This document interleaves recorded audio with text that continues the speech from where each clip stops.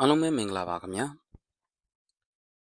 အခုတင်ဆက်ပေးမယ့်ဆောင်းပါးကတော့တစ်နှစ်ကိုနိုင်ငံခေါင်းဆောင်၄ယောက်ပြောင်းတဲ့နိုင်ငံဆိုတဲ့ဆောင်းပါးကိုတင်ဆက်ပေးမှာဖြစ်ပါတယ်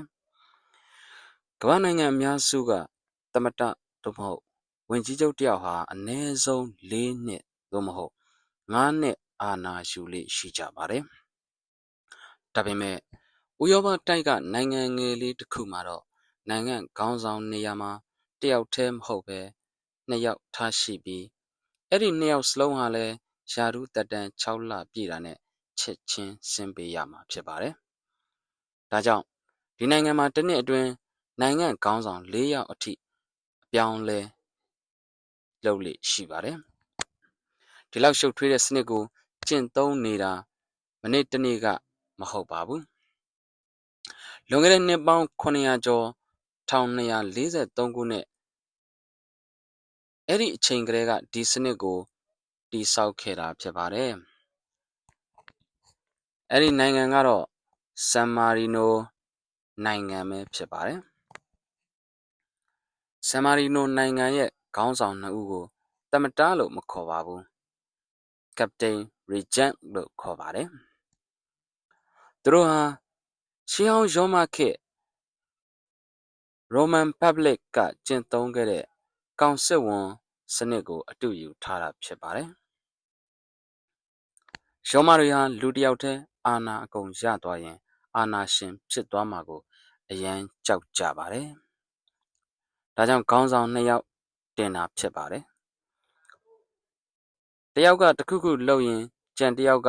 ဗီဒီယိုအာဏာသုံးပြီးပဲချလို့ရမှာဖြစ်ပါတယ်။သူတို့နှစ်ဦးဟာဘယ်အရာကိုမဆိုတိုင်ပင်ပြီးသဘောတူမှဆုံးဖြတ်ရလို့ဖြစ်ပါတယ်။ဆန်မာရီနိုကဒီစနစ်ကိုဒီနေ့အထိဆက်သုံးနေတာဖြစ်ပါတယ်။များသောအားဖြင့်နိုင်ငံရေးပြိုင်ဘက်ပါတီနှစ်ခုကိုယ်စားလှယ်တယောက်စီကိုတွဲပေးလိုက်တာမျိုးလုပ်လေရှိပါတယ်။ပြိုင်ဘက်အချင်းချင်းတွဲလုပ်ခိုင်းတဲ့သဘောပဲဖြစ်ပါတယ်။ဧပြီလ1ရက်နဲ့အောက်တိုဘာ1ရက်နေ့တွေမှာယာရုလွှဲပြောင်းပွဲခမ်းနားကိုကျင်းပပါတယ်။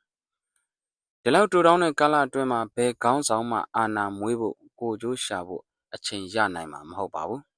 ။ထူးခြားတာကသူတို့ဟာ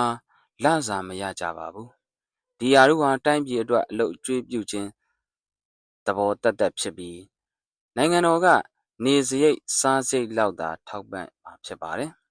။နှစ်သက်စရာအကောင်းဆုံးအချက်ကတော့သူတို့ယာရုကနေဆင်းတဲ့အချိန်မှာပဲ6လတာဝန်ထမ်းဆောင်ပြီးတာနဲ့ချက်ချင်းအိမ်ပြန်လို့မရပါဘူး။ဥပဒေအရနိုင်ငံသားတိုင်းဟာယာရုကနေဆင်းတဲ့ခေါင်းဆောင်နှစ်ဦးအပေါ်တိုင်ကြားခွင့်ရှိပါတယ်။ငါ့ကိုမတရားလုပ်ခဲ့တယ်အာဏာလွဲသုံးစားလုပ်ခဲ့တယ်ဆိုပြီးတရားစွဲလို့ရပါတယ်။အထူးခုံရုံးစစ်ဆေးပြီးပြစ်မှုထင်ရှားရင်အဲ့ဒီခေါင်းဆောင်ဟောင်းကိုထောင်ချတာငွေဒဏ်တက်တာတွေလုပ်တတ်ပါတယ်။ဒါကြောင့်ခေါင်းဆောင်တွေဟာယာရုရတုံးမှာပြည်သူကိုကြောက်ကြရပါတယ်။ဆန်မာရီနိုကိုAD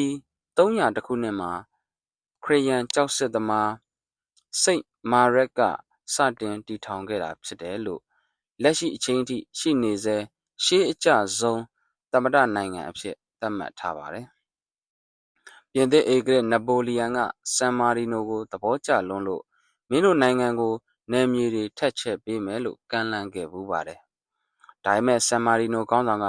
ကျွန်တော်တို့ကနိုင်ငံသေးသေးလေးပဲဖြစ်ချင်တယ်။သူများမြေကိုမလိုချင်ဘူး။လွတ်လပ်မှုကိုလိုချင်တယ်ဆိုပြီးညှင်းပယ်ခဲ့ပါတယ်။ဒီဆုံးဖြတ်ချက်ကြောင့်နပိုလီယံကြာဆုံးပြီးဥရောပမြေပုံပြန်ဆွဲတဲ့အခါဆန်မာရီနိုကလွတ်လပ်တဲ့နိုင်ငံအဖြစ်ကျန်ရစ်ခဲ့ပါတယ်။အမေရိကန်သမ္မတအေဗရာဟမ်လင်ကွန်းကိုယ်တိုင်ကအစိုးရဆိုတာနယ်မြေကြီးမှကောင်းတာမဟုတ်ဘူး။မူဝါဒကောင်းမှကောင်းတာပါ။ဆန်မာရီနိုကိုချီးကျူးဂုဏ်ပြုကအထူးဂုဏ်ထူးဆောင်နိုင်ငံအဖြစ်ခံယူခဲ့ဘူးပါတယ်။ဆန်မာရီနိုနိုင်ငံဟာလူဦးရေ3000ကျော်သာရှိတဲ့နိုင်ငံငယ်လေးဖြစ်ပေမဲ့